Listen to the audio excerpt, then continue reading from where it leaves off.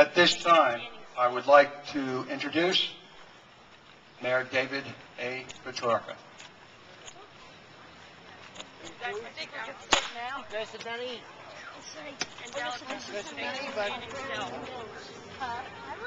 Good morning. I'd like to thank Commander Steelman and the American Legion Post 294 for hosting this Memorial Day event.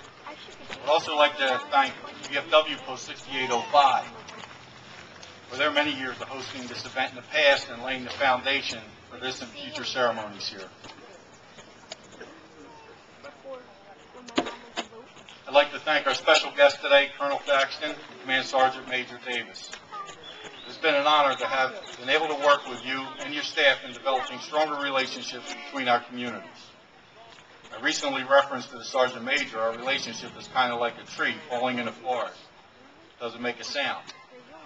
When I hear feedback from mutual friends who comment on how the Colonel lobbies on our behalf and our residents for solutions to problems that continue to affect our communities, it is clear that we have been heard.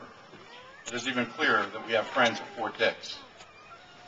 On behalf of our residents, I thank you for your continued support and wish you success on your next command. Colonel Forden, I was honored and quite surprised when I heard that we're having a base chaplain participating in our event here today. Another sign of continued support we receive from our friends at Fort Dix. Thank you, Colonel. I want to thank our junior ROTC and their command staff for their professionalism each time they're called upon and serve and represent our community.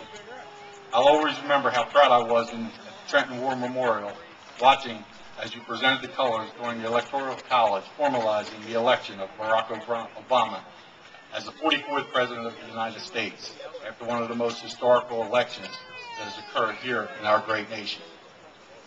I want to thank the various veteran organizations, the American Legions, the VFWs, the Disabled Veterans Associations, to name a few. We thank you for all that you have done and what you continue to do throughout our community.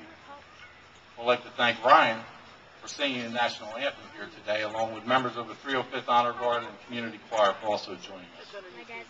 To all the police officers, firefighters, and emergency medical service personnel, and to our township employees, along with each and every participant here today, we continue to support events such as this, which only help to strengthen a community. I'd fall short if I didn't recognize our recreation coordinator, Paula Redmond, and Mike Pinto from the School District's Media Service for stepping up to the plate and helping us out to put this event together. Great job, guys. And I want to thank all the residents for coming out today to take a moment to remember those who have died defending our freedom. Although this day is sometimes mistaken for the start of summer picnics and events, we must never lose sight of why we come together on this day, and that is to remember those who have died, not only for this country, but countries throughout the world in the name of freedom. Communities across America today come together on this day so that we never forget the sacrifices of so many. I've often said that it is only when we stop remembering those who have passed on are they really gone. American heroes will never be forgotten because Americans will not let that happen.